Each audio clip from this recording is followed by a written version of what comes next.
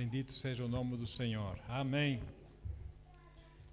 Esta semana eu estava, como todas as semanas eu faço, eu estava a orar e a buscar a Deus para trazer a palavra para hoje, que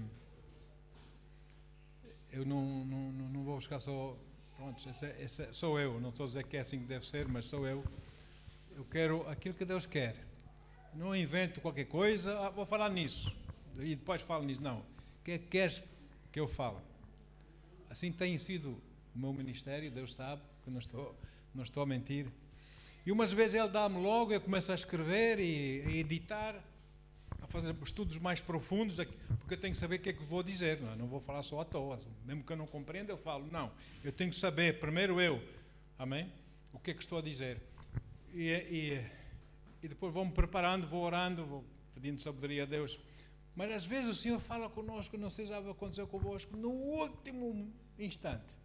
Eu orava a Deus toda a semana, Senhor. O Senhor só me diz assim: eu dei uma arma poderosa à igreja, à minha igreja, e eles não estão a usar essa arma poderosa.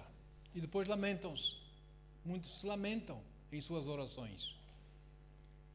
Fiquei assim. E Deus diz: o meu povo, que diz que tem o meu espírito a habitar dentro deles, não ora na arma poderosa que eu lhes dei, que é a oração em línguas. Não ora. Só dá-me a mim, faz isso para mim, abençoa-me a mim, mas não ora nos meus interesses, nos meus negócios, nada. Eu comecei a pensar, meu Deus, eu falei sobre isso um tempo atrás, eu lembro, falei bastante sobre isso aqui na igreja, até levei essas mensagens para outras nações, outros países, e comecei assim a buscar a Deus. E Deus começou, sábado, irmãos, sábado, às 10 da manhã, Deus começa a falar comigo. Eu sento-te, eu começo a escrever. Senhor, não vou ter tempo, pai. Mas escrevi, aquilo foi noite dentro. Ainda por cima tínhamos que levantar uma hora mais cedo, não é? Aleluia. Mas pronto, glória a Deus. Aqui está a palavra do Senhor. Que tipo de fidelidade a Deus é a sua? Esse é o título. Que tipo de fidelidade a Deus é a sua? Bem, nós sabemos que 2 Timóteo, capítulo 3, versículos 16 e 17, diz que a palavra é boa para ensinar, para corrigir, para redarguir. Vamos ver. 2 Timóteo.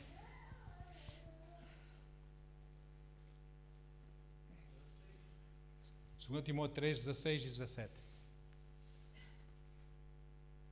Toda a Escritura é inspirada por Deus e útil para o ensino, para a repreensão, para a correção, para a educação na justiça.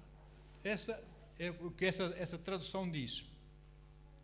Mas a tradução que eu uso na minha Bíblia, que é esta agora aqui, pronto, 17. 16, pronto.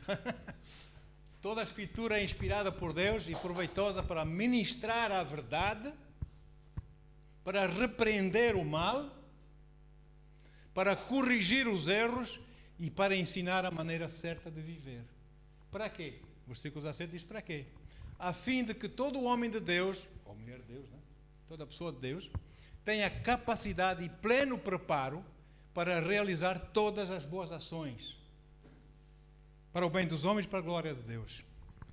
Então, é frequente, e nós vamos ver também aqui do caso do apóstolo Paulo, que nós crentes, nós pregadores, muitas vezes estamos a ensinar, estamos a corrigir e as pessoas pensam que estamos a julgar.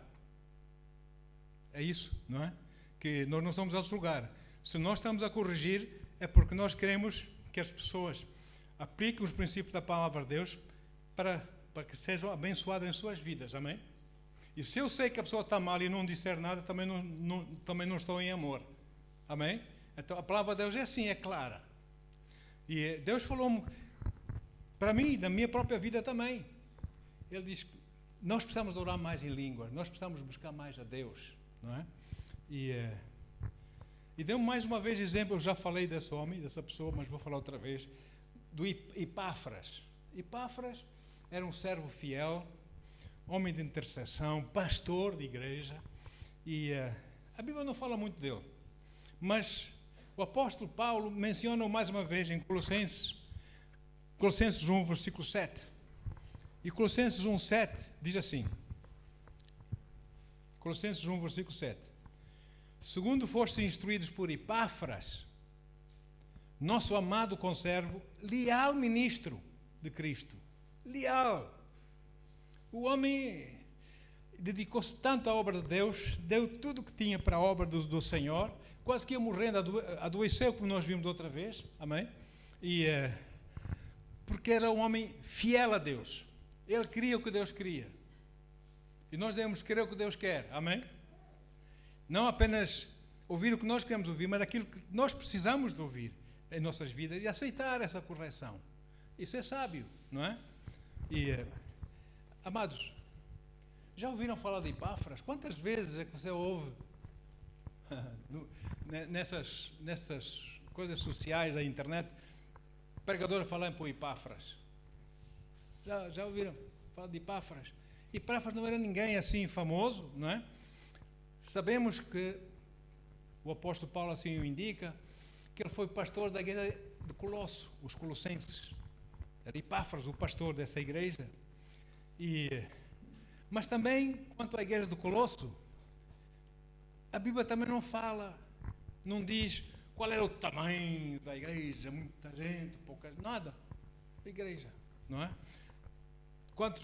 Quantas igrejas em casa ele tinha, ou nos lares, ou grupos familiares ele tinha, não é? Qual era o número do grupo de jovens, grupos de louvor, etc. Não fala nada disso. No entanto, diz que Epáfras foi um servo fiel. Amém? Um leal ministro de Cristo. Hoje em dia, as pessoas pensam assim, com a maneira de pensar do mundo, julgam as coisas da igreja.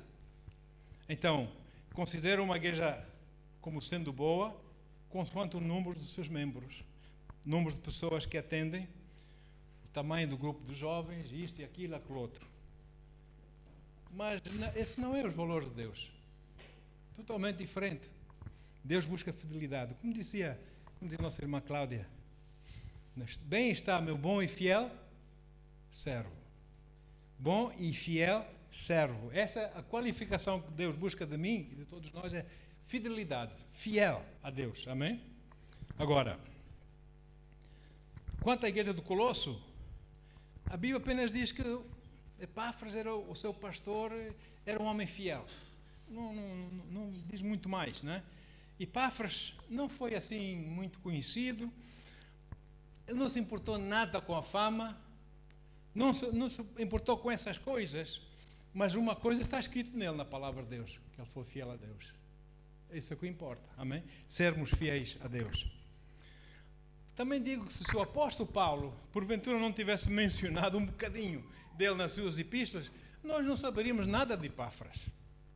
Mas o apóstolo Paulo, tocado pelo Espírito Santo ao escrever as epístolas, achou por bem, eu acredito que foi o Espírito Santo, escrever sobre Epáfras. Amém? Por causa da sua fidelidade. Então, irmãos, aos olhos de Deus, ele busca fidelidade. Fidelidade ao Senhor. Não é? Repito, Epáfras não queria saber nada da fama. O que o movia, o que o motivava era ser fiel a Deus. Porque sentia o amor de Deus, sabia que Deus estava com ele, amém? E que Deus merecia o seu melhor. E assim foi Epáfras, a sua vida. E a fidelidade é a marca do crente, verdadeiro crente em Deus. É fidelidade. Não vale a pena dizer que somos crentes, acreditamos, mas não somos fiéis. Não é? Fidelidade é a marca do crente ou do obreiro de Deus. Então, e vamos fazer as coisas. Paulo e outros, e tantos outros, e pastores aí, passam as agruras da vida para mencionarem a verdade da palavra. Muitas vezes é difícil falar da verdade da palavra, porque já sabem que as pessoas não vão gostar, mas eu amo a Deus, eu tenho que ser obediente a Deus e quero o bem das pessoas, tenho que falar. Amém? E falam, porque a palavra é para isso mesmo, para corrigir, não é? E para que as pessoas possam viver uma vida agradável ao Senhor e possam crescer na sabedoria, no conhecimento do Senhor, etc, etc. E essa escritura tem vindo muito ao meu coração, no meu caso, tem vindo muito ao meu coração em Gálatas 6, versículo 9, que diz assim, Gálatas 6, 9. Não nos desfaleçamos de fazer o bem, pois se não desistirmos, colheremos no tempo certo. Às vezes nós estamos a fazer a obra e dá a impressão que as coisas não vão bem em frente, eu vou desistir. Não é desistir, é ser fiel, é avançar em Deus. Amém? É avançar, as coisas ficam duras, ficam difíceis, parece que nada dá certo, mas se Deus nos colocou aqui, é aqui que nós vamos ficar, até Ele dizer, vai para o outro lado. Amém? Em nome de Jesus. E assim foi. O obreiro fiel não desfalece, não desiste, nem pensa, nem passa pela cabeça desistir. Ao contrário, ele fica firme em Deus, mesmo que não ganhe terreno, mesmo parece que não há avanço naquilo que ele está a fazer, não é? E ele não desiste, porque ele é fiel. O ser fiel é parte da sua personalidade. Ele não larga a obra. Sabe, eu costumava ouvir outros pregadores, meus mestres da palavra, etc., que diziam aos alunos lá na escola bíblica que nós tínhamos de ter a tenacidade dos bulldogs. Sabe aqueles cães boxers, aqueles bulldogs? Aquele cão quando morde não larga, não é? E batem e dão pontapés e não sei o quê, ele não larga, ele fica assim. Assim temos de ser nós, firmes no Senhor, não largar o Senhor, servir a Deus. No meu caso, éramos centenas de alunos na escola bíblica, lá no Instituto Bíblico. E o primeiro ano eu compreendo, tinha sempre muito mais gente o primeiro ano que os outros anos a seguir, porque o primeiro ano era para aqueles que queriam conhecer melhor a Bíblia, queriam saber melhor o equilíbrio da Bíblia, etc. Então havia lá, todos nós tínhamos que fazer o primeiro ano, mas também havia pessoas que só queriam conhecer a Bíblia melhor. Havia lá advogados, havia lá juízes, havia lá pilotos de aviões, de passageiros, havia coronéis na tropa, havia médicos, havia, cientistas, que iam às aulas do primeiro ano, porque o primeiro ano são as doutrinas da Bíblia, não é? Para eles conhecerem melhor a Bíblia. Mas depois vinha o segundo e outros anos a seguir, que era para aqueles que tinham a chamada para ir para o ministério quintuplo, o ministério inteiro, integral, servir o Senhor. E, irmãos, nós éramos centenas, graduamos, recebemos a nossa graduação, aleluia, glória a Deus. Eu olhava à minha volta, eu sentia-me pequenino, lembro-me, sentia-me pequenino porque muitos já tinham igreja, eram pastores de igreja, ou eram pastores assistentes em igreja, isto e aquilo, outros tinham muitos contactos, tinham a sua agenda já preenchida para ir pregar o ano inteiro, não é? E por aí foi, não tinha nada, tinha a minha igreja, onde eu servia a Deus nos cultos, aos domingos e durante a semana, onde umas vezes eu era para fazer limpeza das casas de banho dos homens, outras vezes era para aconselhar as pessoas que aceitavam Cristo, para dizer o que aconteceu em suas vidas, porque eles tiveram que confessar Jesus, etc. Outros para receber o batismo do Espírito Santo, não é? Essas coisas. Depois é para ir assistir aos cultos, ser assistência, segurar as pessoas na oração, etc. Fielmente eu fiz isso. Já tinha a minha graduação. Eu servi o Senhor fielmente, esperando no Senhor. Se Deus disse que me vai enviar, se Deus colocou no meu coração, até usou profetas que eu não conheço, que não me conheciam, para confirmar, aquilo já estava no meu coração. Então é isso. A única coisa que eu tenho que fazer não é forçar a barra, não é fazer as coisas da minha maneira, não é? Mas esperar no Senhor e ser fiel naquilo que eu estou a fazer de momento. E assim foi.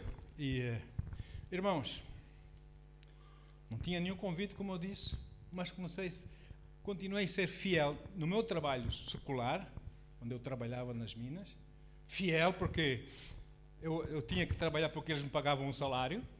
Amém? Se eles queriam que eu trabalhasse 8 horas, eram 8 horas e mais que eu trabalhava e não menos, não é? Os olhos do Senhor, porque Ele é que é o meu patrão, não é? E depois servia fielmente na igreja, etc, etc. Muito bem. Agora, com os anos foram passando, Deus foi aumentando a capacidade da minha chamada.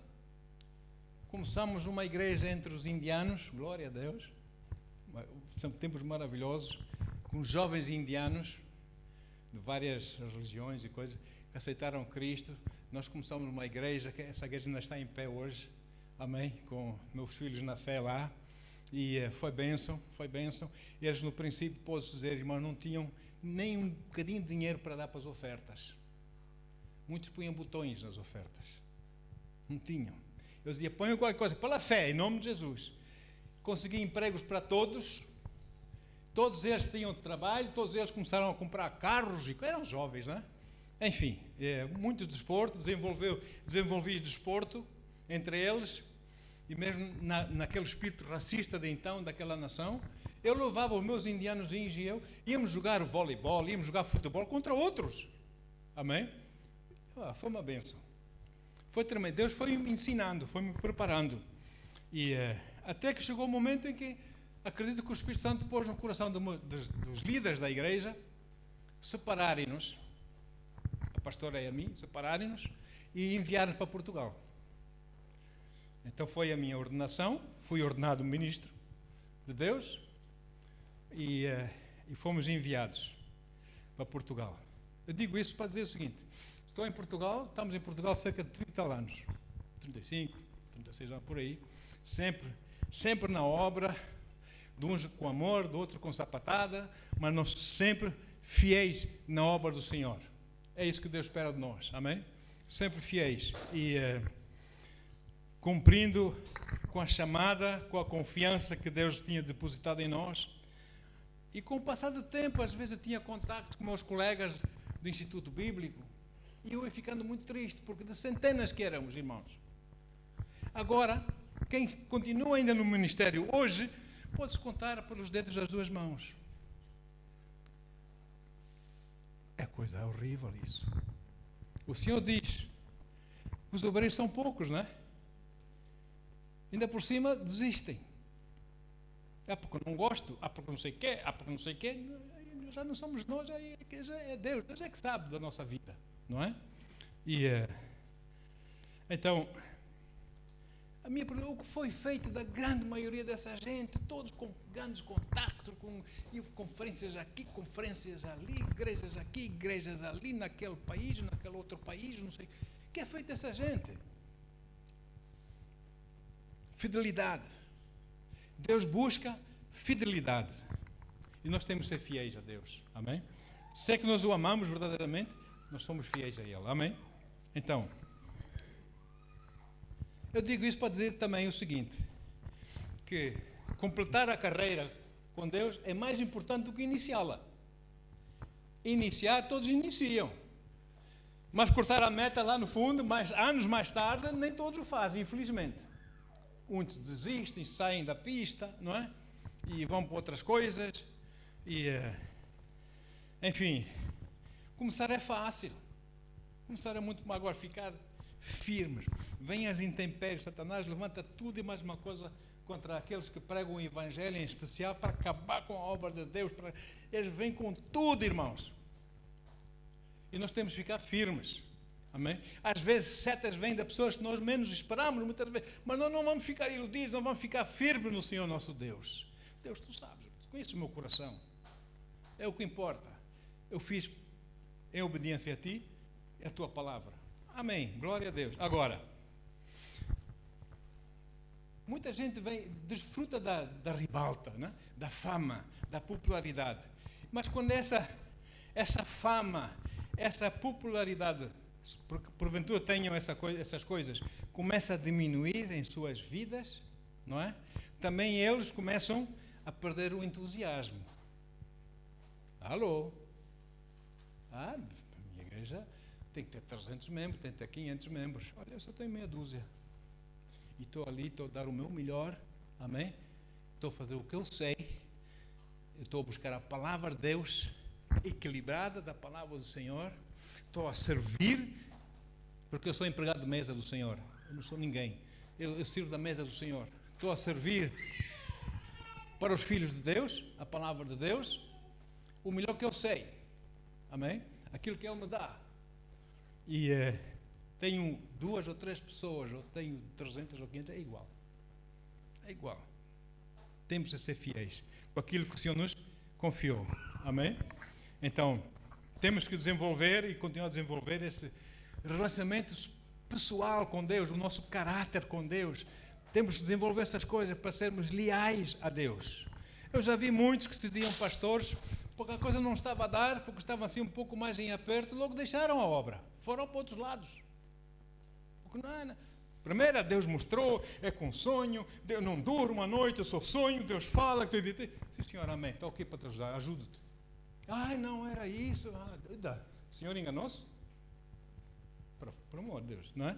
E assim também era com o nosso amigo Paulo, com o Senhor Jesus, com todos os outros.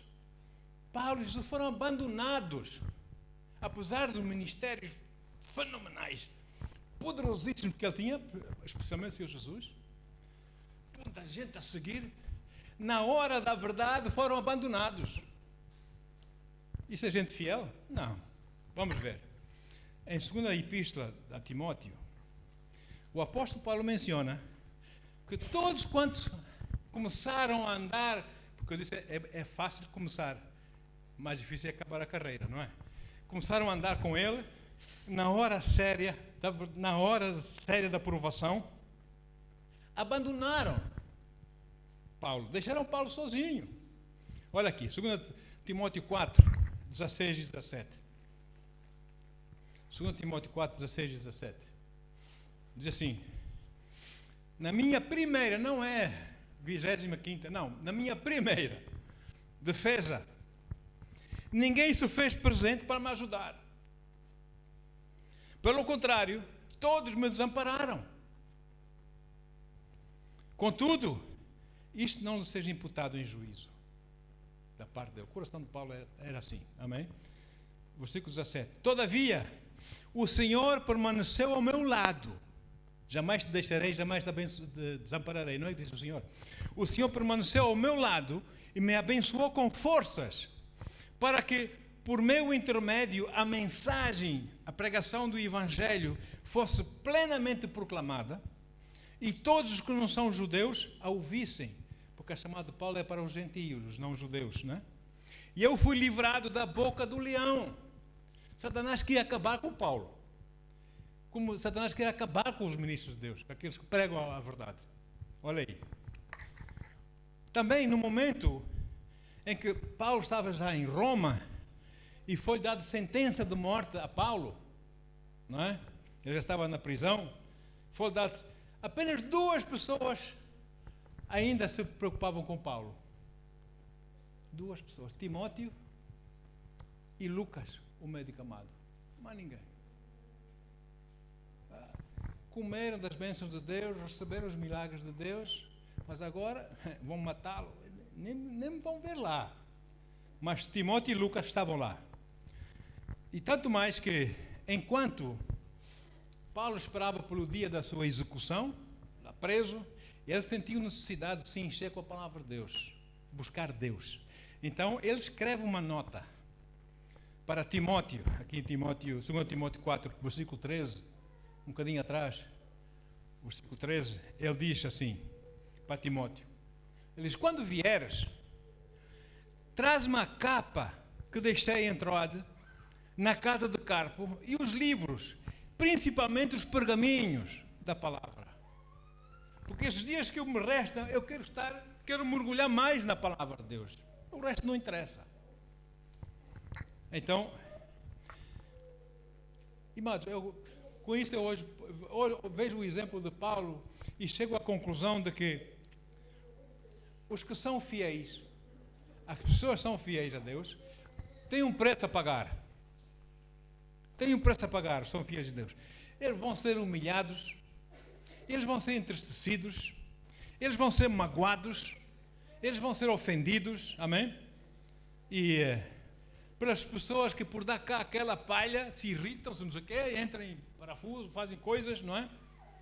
No entanto, as pessoas fiéis, embora humilhadas, magoadas, maltratadas, mas vão buscar suas forças no Senhor e na palavra do Senhor e continuam fielmente. É uma provação muito grande, irmãos. Mas Deus nos dê força, amém? A todos, a chegarmos, corrermos a nossa carreira, como diz o apóstolo Paulo, até o fim. Agora, até o próprio Senhor Jesus, com os seus 12 apóstolos, com os seus 70 apóstolos, com tanta gente que o seguia, via aqueles milagres, comeram do pão, da multiplicação do pão e do peixe, viram coisas, tremendas coisas acontecer. Na hora da verdade, apenas um estava com ele, que era João, estava aos pés da cruz de Jesus. Os outros todos, pernas para que te quero. É, não é? E então, o importante não é começar. Amém? Porque quando se começa é aquele amor, primeiro amor, tudo bem, quase que a gente voa, né? Quando insinuar, andamos, tudo muito bonito. Mas depois começa a ver as realidades das coisas. Nós começamos a crescer, a entender as coisas de Deus. Satanás começa a ver-nos como ameaças contra ele, começa a engendrar coisas contra nós, para roubar a alegria, para roubar o gozo, para nos fazer desistir da obra, etc. E nós temos que continuar em frente, irmãos. Até chegarmos ao final da carreira. Temos que avançar, amém? É mais importante terminar. Eu costumo dizer que, aliás, diz também na linguagem portuguesa que quando se sai, deve sair para a porta grande. Eu conheço muita gente que saíram, mas saíram para a porta pequena. Infelizmente, mas o problema é deles, eles e Deus, não é? E por isso também é que Jesus, para pessoas que se posicionam, mostram logo muito ânimo, animados, estão na linha da partida, é fácil, acontece, é um som de Deus e não sei o quê, e tá. E Jesus diz assim, em Mateus 20, versículo 16, o Senhor Jesus diz o seguinte, Mateus 20, 16, portanto, os últimos serão primeiros, os primeiros serão últimos, pois muitos serão chamados, mas poucos escolhidos. Por quê? Por causa disso mesmo. Falta de fidelidade, caráter, firmeza no Senhor. Deus não se interessa muito com a maneira como eu iniciei o meu caminhar com Ele, além do novo nascimento, etc., claro, não é? Mas Ele começa a trabalhar comigo, começa a trabalhar consigo, começa a pôr os seus planos, os seus propósitos em nossos corações, nós começamos a entender a vontade dEle em nossas vidas, nós começamos a querer fazer aquilo que quer que a gente faça, e assim por aí vai. Mas a maneira como nós terminamos é que é importante. Como dizia a nossa irmã Cláudia, né? Vamos estar perante o Senhor, face a face. O que é que Ele nos vai dizer naquele dia? E é um pouco aquela história que nós conhecemos, uma história, um contozito, vocês certamente conhecem, da lebre e do cágado, não é? Sabe quem ganhou a corrida? Foi o cágado, não é? A lebre, tu és muito lento, tu és não sei o quê, vou ganhar. Não ganhou nada, quem ganhou foi o cágado. Não é? Sempre na sua calminha, sempre na sua certeza, na sua vagareza, ganhou a corrida, a lebre. Então, amados, a graça de Deus nos basta. A graça de Deus nos basta. 2 Coríntios 12, versículo 7 a 10, Paulo é homem tão perseguido, tão odiado, tão julgado. Demas, Paulo, conta comigo, eu estou contigo. Alexandre o Latoeiro, Paulo é um vigarista, Paulo é mentiroso, Paulo não é de Deus, Paulo é não sei o quê. Demas, estou contigo, na última hora abandona também. Paulo era um homem muito sofrido nas amizades, não é? E Paulo diz assim, 2 Coríntios 7 até 10, no seu ministério poderoso, tornou-se ameaça para Satanás, diz assim, e para impedir que eu trouxesse, que eu me tornasse arrogante por causa da grandeza dessas revelações, Deus mostrava coisas a Paulo. Por isso é que ele escreveu a maior parte dos livros do Novo Testamento, não é? Ele mostrou coisas a Paulo que não mostrou a outros. Grandeza de revelações. Mas Deus sabia a quem é que estava a mostrar. Porque ele sabia que Paulo não ia dizer, olha, eu sou aquele que Deus mostra. Não. Ele diz assim, para impedir que eu me tornasse arrogante por causa da grandeza dessas revelações, foi-me colocado um espinho na carne. Ele escreve como espinho na carne. Muitos dizem que é doença, não é doença. Um mensageiro de Satanás para me atormentar. É um mensageiro de Satanás para atormentar Paulo, para ele desistir da obra, da chamada de Deus. E a coisa foi tão difícil que o apóstolo Paulo diz no versículo 8 que por 3 vezes roguei ao Senhor que me removesse, que tirasse isso de mim, que removesse isso de mim. Entretanto, o versículo 9 diz: Ele me declarou: a minha graça te é suficiente, ou a minha graça te basta, pois o meu poder se aperfeiçoa na fraqueza. Sendo assim, de boa vontade, diz Paulo, me gloriarei nas minhas fraquezas, a fim de que o poder de Cristo repouse sobre mim. Ele entendeu a palavra aqui. Por esse motivo, por amor de Cristo, posso ser feliz nas fraquezas, nas ofensas, nas necessidades, nas perseguições, nas angústias. Porquanto, quando estou enfraquecido, é que sou forte. Quando eu digo que eu sei, que eu faço, que eu aconteço, eu estou a dizer: Deus, eu não preciso de ti para nada, porque eu viro-me a mim mesmo. Quando eu digo: Senhor, eu não sei mais, Senhor, não tenho mais força, Senhor, ajuda-me. Então Deus entra em ação a meu favor, ou não? E aí eu sou forte, não é? E aí eu sou forte. Então, Satanás, como eu disse, olhou para aquela poderosa esfera de influência que o ministério do apóstolo Paulo estava a ter no Médio Oriente, na Grécia e por aqueles países, e ele olhou para aquilo e ele sentiu-se ameaçado. Disse: que pá, este homem tem que acabar com ele. E então ele determinou-se em terminar de imediato com o ministério de Paulo, amém? Com aquela poderosa maneira de demonstração do Evangelho de Cristo. Para o fazer, Satanás enviou contra o apóstolo Paulo todo tipo de perseguição, de ódios, de mentiras, de calúnia, falsos irmãos, sei lá, não é? Numa tentativa de desanimar Paulo, desmotivar o apóstolo por completo, para que ele simplesmente: olha, não quero mais, não quero saber mais disso, vamos embora, desisto, não é? Deixar a chamada de Deus para trás e pronto, estou cansado já. Então, e quase que Satanás o conseguiu, sabia disso? O grande apóstolo Paulo, quase. Então, 3 vezes o apóstolo Paulo, como nós lemos, clamou-se: Senhor, remove isso de mim, Senhor. Esses ataques, essas coisas, Pai. Mas a resposta do Senhor para Paulo foi: olha, filho, a minha graça te basta. A minha graça te é suficiente. E Paulo entendeu. Verdade, se tu és por mim, quem será contra mim, não é? Por que é que me estou aqui a queixar? Não é? Se eu estou com Deus, eu e Deus somos a maioria. Eu e Deus vencemos. E assim, as promessas de Deus e o Espírito Santo eram mais que suficientes para Paulo vencer. Todas e mais alguma provação, porventura, possa surgir na sua vida. Ele disse: pois, a partir de hoje eu vou ser fraco em mim, nas minhas capacidades.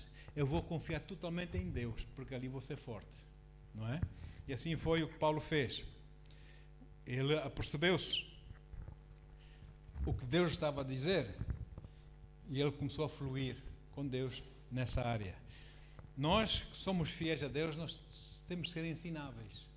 Muitas vezes nós temos uma opinião feita, uma ideia feita em nós, que tem que ser assim, porque se não é assim, não sei o quê. E Deus diz ao contrário, e nós temos que ensinar para aceitar o contrário, que nós estávamos, na verdade, naquilo que nós pensamos, estávamos errados, e o que nos está a ser dito agora é o que está certo. Amém? Temos que ser ensináveis para que possamos glorificar a Deus e ser mais úteis para Ele.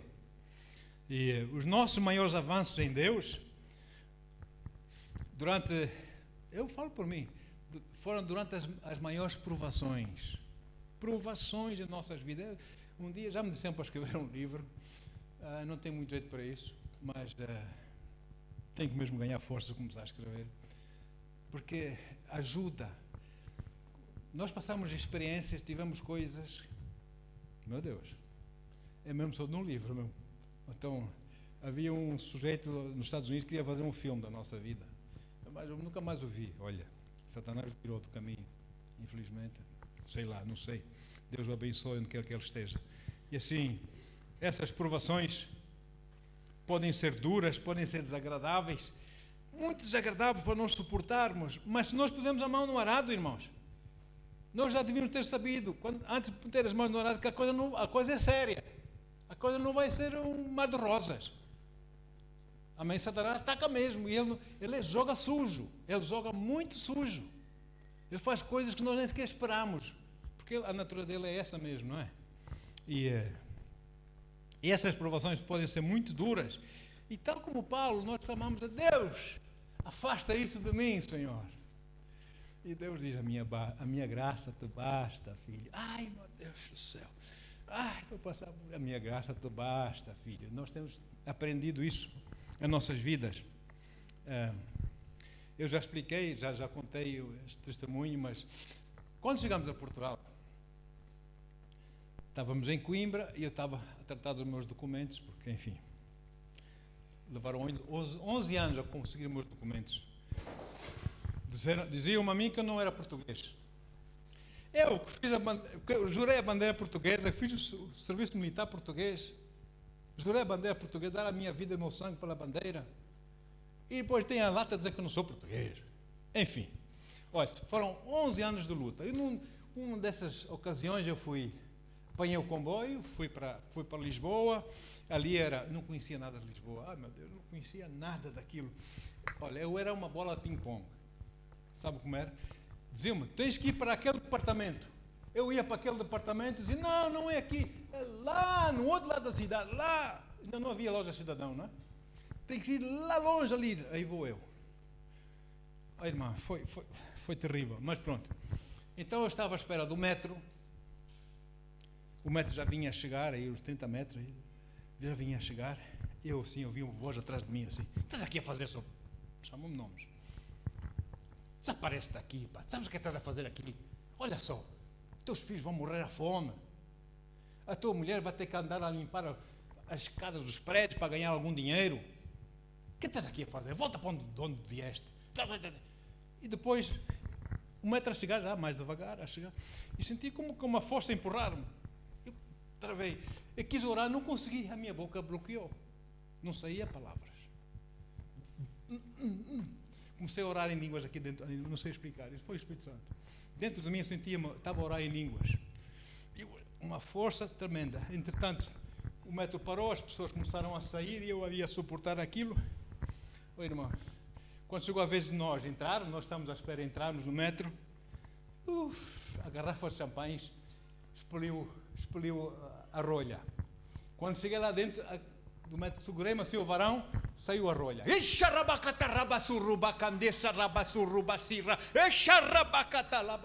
olhavam para mim, afastavam-se de mim. Eles mal sabiam o que estava a acontecer ali, não é? E todos longe de mim. Eu tinha um monte de cadeiras, muitos bancos ao meu lado, assim, só para mim aquilo. E glória a Deus. O poder de falar em línguas. Amém? Outra vez estava em Gibraltar, numa conferência, domingo à noite, o último culto era meu, domingo à noite. Culto tremendo, lá num teatro, tem aquelas cortinas dos teatros, aquelas coisas, né? O púlpito estava cá em cima, no palco, e, enfim, as pessoas estavam todas lá embaixo. Olha, glória a Deus, pregou-se a palavra, fiz um apelo aos pastores, para pastores, e veio um pastor, que ainda hoje é meu amigo, a correr a chorar. Corriam as lágrimas. Ele veio a correr lá de cima, veio a correr cá para baixo para a oração. Começaram a vir outros pastores, fizeram ali o altar de Elias, para que o fogo de Deus pudesse cair. Eu disse, faça aqui o altar em união. Enquanto isso, eu tive de descer as escadas para ir ter com eles, para ir orar com eles, e as escadas estavam por trás dessas cortinas. Ele estava escuro. E quando eu pus-me atrás das cortinas, eu vi a voz de Satanás, diva, fala comigo em inglês. Eu odeio-te. Eu vou te matar. Como eu te odeio. E eu olhei para isso. Ok, atira o teu melhor, atira o mais poderoso que tu tens, porque estou debaixo do sangue de Jesus e debaixo do sangue tu não me tocas. Nós temos de ser atrevidos, não é? E ainda estou cá hoje, passando muitos anos. Glória a Deus. E não na minha força, mas na força do Senhor. E irmãos, e assim foi que eu comecei a conhecer a chamada de Deus. Eu comecei a entender a fidelidade. Não é só chegar atrás do púlpito, pregar a palavra e amém, glória a Deus, no final vamos para cá. Não, é muito mais do que isso. É um processo, é um caminhar com Ele, não é? Aleluia. Comecei a entender que, na verdade, concluir a carreira como Deus quer é mais importante do que iniciá-la, não é? Iniciar todos iniciam, completar é que está quieto. Muitos ficam para trás, infelizmente. E nada de popularidade, eu não estou para fama, popularidade. Eu quero que as pessoas ouçam a palavra de Deus, porque eu dou o meu melhor para entregar aquilo que eu sei. Se eu não dou mais, é porque também não sei mais. Mas eu dou o meu melhor. Deus sabe que isso é verdade. E não é qualquer coisa que eu tenho servido ao Senhor. Então, amados, a minha graça te basta, diz o Senhor. Aleluia. Glória a Deus. Então, na próxima vez que alguma coisa horrível levantar a cabeça contra si, na sua vida, para trazer problemas, para trazer dificuldades na sua vida, olha, não se esqueça de proclamar a palavra de Deus, da sua boca, crendo no seu coração, você fala a palavra de Deus contra aquela situação. Satanás, Deus é por mim, e por isso quem pode ser contra mim? Tu muito menos, ele já te venceu eternamente, não é? Eu faço parte da igreja do Senhor Jesus, aquela igreja que Jesus disse que as portas do inferno, tu e todos os teus generais, não prevalecerão contra ela. Eu sou parte dessa igreja. Amém? Então, olha, não sou eu quem te vence, Satanás, mas aquele que habita em mim, e o seu nome é Jesus. Seja atrevido para ele em nome de Jesus. Não se deixe intimidar em nome do Senhor. Porque esta é a vitória que vence o mundo, diz o apóstolo João. A nossa fé. Fica firme em Deus. Aleluia. Também, nesse caminhar de fidelidade, nessas lutas, nessas coisas, Deus deu-nos a arma que eu quero falar, e já vou começar a concluir, é falar em línguas estranhas. Eu já falei sobre isso uns anos atrás, mas Deus levou-me a tornar a falar sobre isso, mas eu resumi a coisa, porque será que o apóstolo Paulo, fiel servo de Deus, disse, como se diz em português, sem papas na língua. Ele disse o seguinte, 1 Coríntios 14, 18. 1 Coríntios 14, 18. Ele diz assim: eu dou graças a Deus, porque falo mais em línguas, do que todos vós. Línguas aqui é glossolalia, linguagem do Espírito, não é? Eu falo mais em língua que todos vós. Nós já sabemos qual é o exemplo que eu tenho dado aos irmãos, não é? Paulo, nas suas viagens, não era na TAP, não era era a pé, não é? Transporte do sapato na areia. E Paulo saíam todos fresquinhos da aldeia, tomaram o seu pequeno almoço, comeram uns figos, sei lá, não é? Um bocadinho de leite de camelo e tal, e pegaram o seu café e vão para a estrada fora, caminhando, o sol ainda está fresco, não está muito quente, aleluia, glória a Deus, tudo na conversa. Viste aquilo que Deus fez ontem na nossa reunião? Ei, foi tremendo aquele milagre. E falavam assim entre eles. Mas depois começava o sol a aquecer, o dia a aquecer, calor no deserto. E toda a minha gentinha calava-se, não é? Queriam chegar ao destino o mais depressa possível. Está muito calor, está muito calor. E Paulo ia à frente. Ele disse: eu falo mais em língua que todos vós. Ele ia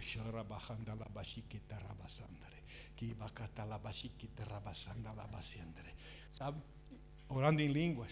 E quando chegavam nas aldeias, Paulo só dizia: em nome de... Antes de dizer Jesus, já estavam a acontecer os milagres, não é? E ele glorificava Jesus. Porquê?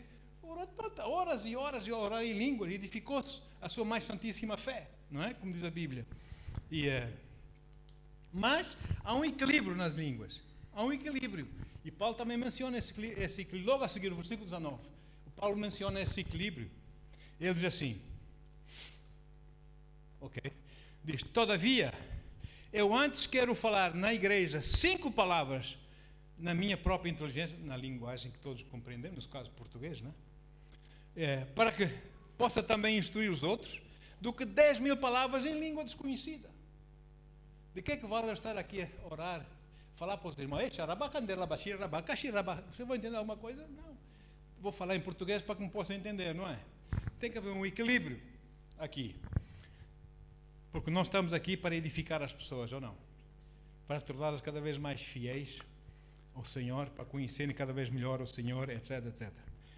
Então, tem que haver esse equilíbrio. E quanto a esse equilíbrio, eu quero só deixar com os irmãos os propósitos, só para lembrar, já sei que já sabem, já falei sobre isso, mas só para fazer lembrar, refrescar a memória.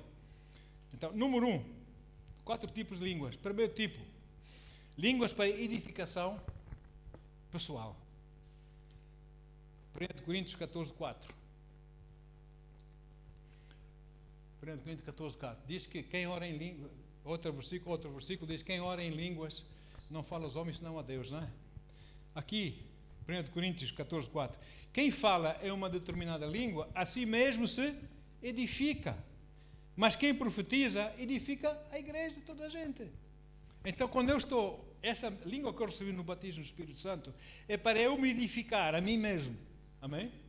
Eu vou me edificar, vou me fortalecer no Senhor. Nós estamos a viver dias desagradáveis, irmãos, eu não durmo a noite, eu acordo, penso, oro, confusão, os dias são esquisitos também. Olha, eu só posso orar em línguas, não é? E para me edificar, para eu não ir abaixo. Mas na igreja, eu não vou falar assim tanto em língua, ninguém vai me entender. Mas vou falar as coisas desde a palavra de Deus, profetizar, para que as pessoas possam ser edificadas na palavra do Senhor. Amém? Bendito seja o nome de Jesus. Agora, é através de línguas para edificação pessoal que eu me edifico, que eu fortaleço o meu âmago, o meu ser aqui dentro de mim, as fontes da água viva dentro de mim, orando em línguas. Número 2, línguas para interpretação. Línguas para interpretação. 1 Coríntios 14, versículos 12 e 13, diz assim, o apóstolo, 12 e 13, isso. Assim, igualmente, vós, visto que estáis desejosos por exercer os dons espirituais, amém? Queremos isso, não é? Procurai amadurecer naqueles que produzem edificação para todo o corpo de Cristo. Vamos amadurecer, vamos aprender deles, não é? E sendo assim, nós vamos saber que aquele que fala em língua, em público, assim nas pessoas, no meio da congregação, ora para que possa interpretá-la corretamente.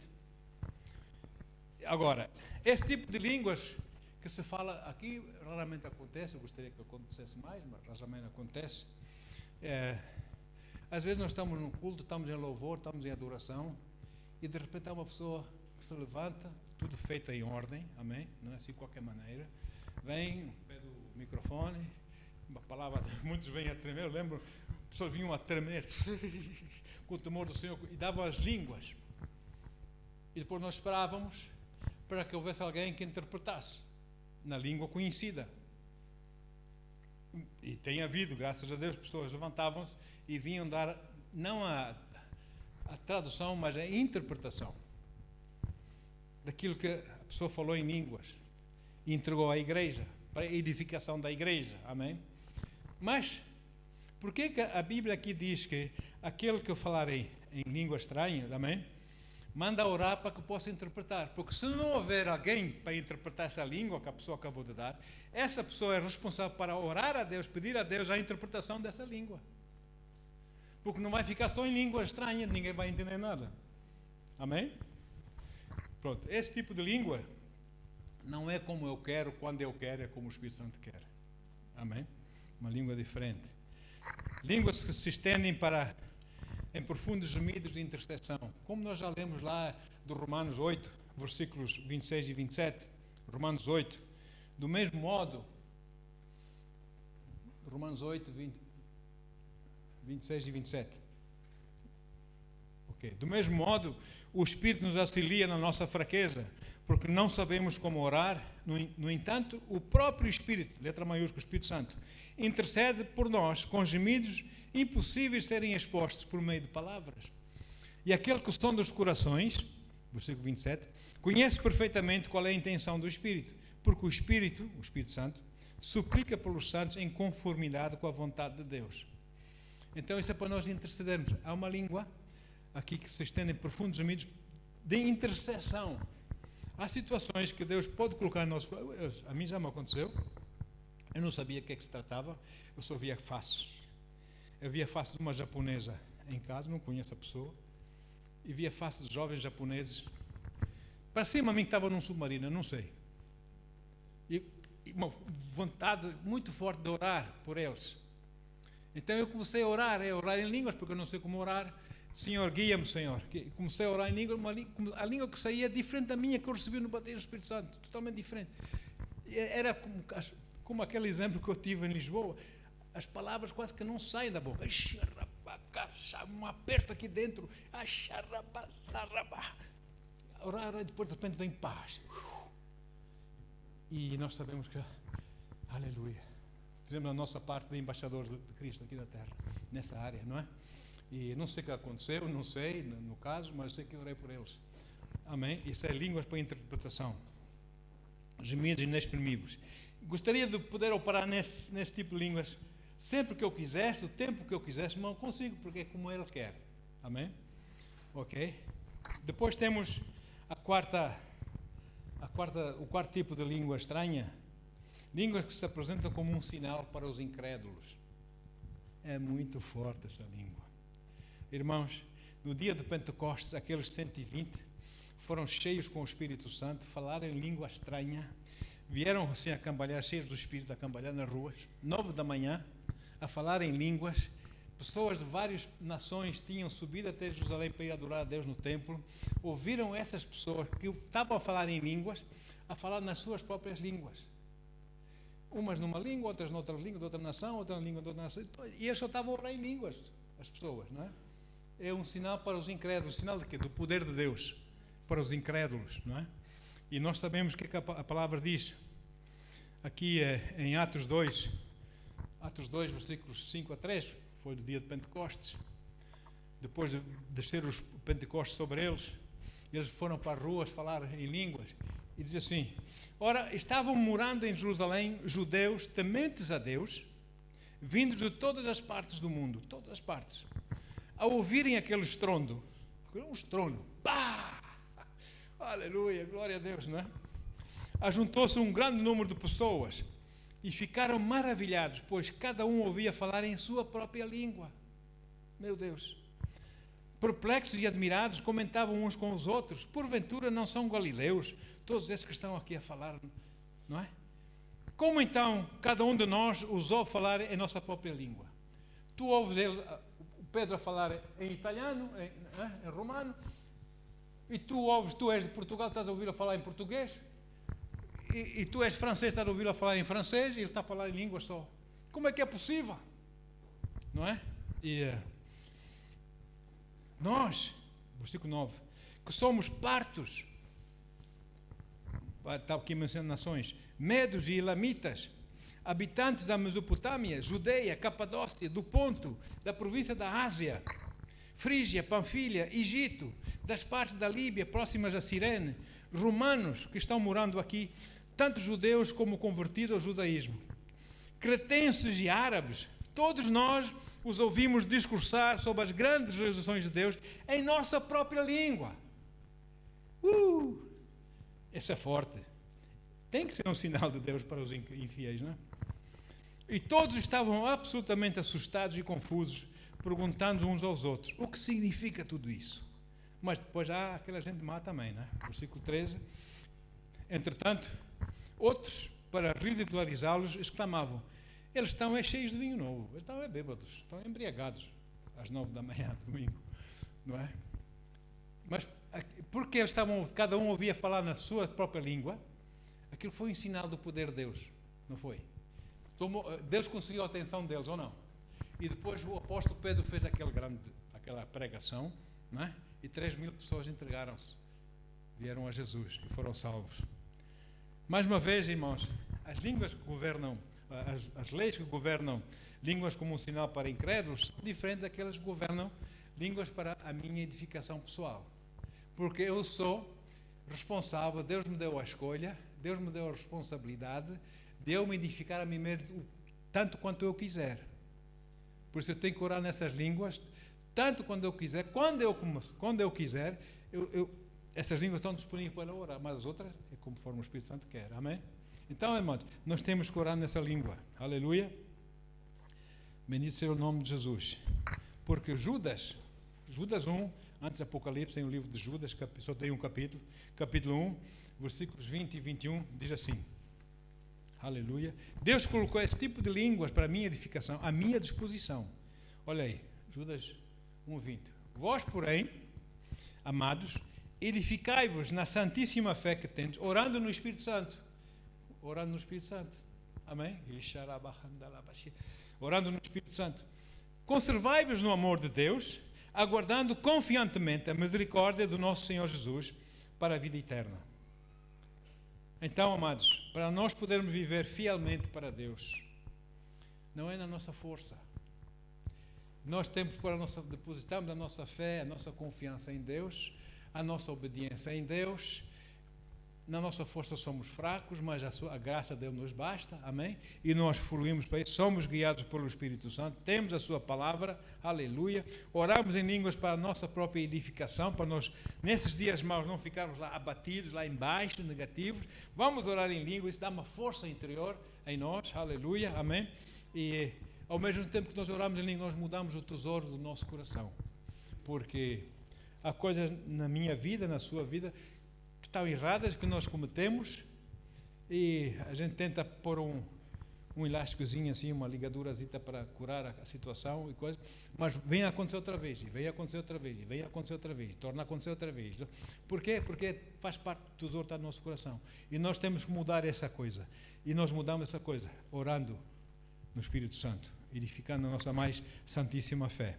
Agora, para você e eu podermos ser úteis, e, sobretudo, fiéis ao Senhor nosso Deus, nós precisamos de precisamente mudar o que nos motiva aqui dentro. Amém? Temos que mudar isso, o tesouro do nosso coração. Porque é do coração que saem as saídas da vida. Muitas vezes nós temos outros tesouros, não é saídas da vida, é saídas do erro, saídas da morte, saídas do pecado, não é? Então temos que mudar isso, e uma das formas de mudarmos é nós mergulharmos na palavra de Deus e orarmos em línguas e andarmos na presença do Senhor. Amém? E nós mudamos esse coração. Agora, bendito seja o nome do Senhor. Aleluia. Paizinho amado, eu quero orar, Senhor, neste momento. Dias, Senhor, conturbados estamos a viver, Senhor. Senhor, nós não queremos ficar abatidos, porque nós somos precisos para orarmos, para ficarmos na brecha, para orarmos por outras pessoas, em outras situações, Pai. E se nos deixarmos abater, nós não vamos ser úteis, Pai.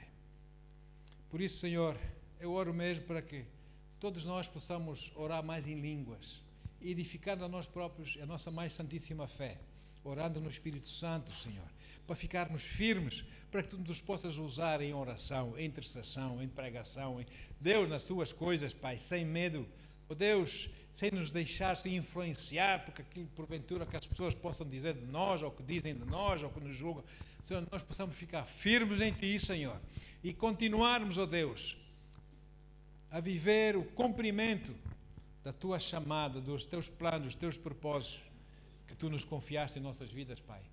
Oh Deus, para que nós possamos correr a nossa carreira, Senhor. Oh Deus, com diligência e com fé, Senhor, e podermos cortar a meta, entrando pela porta grande no céu, Pai, para a Tua honra, para a Tua glória, Senhor, em nome de Jesus. Os que amam o Senhor Jesus dizem amém, amém e amém.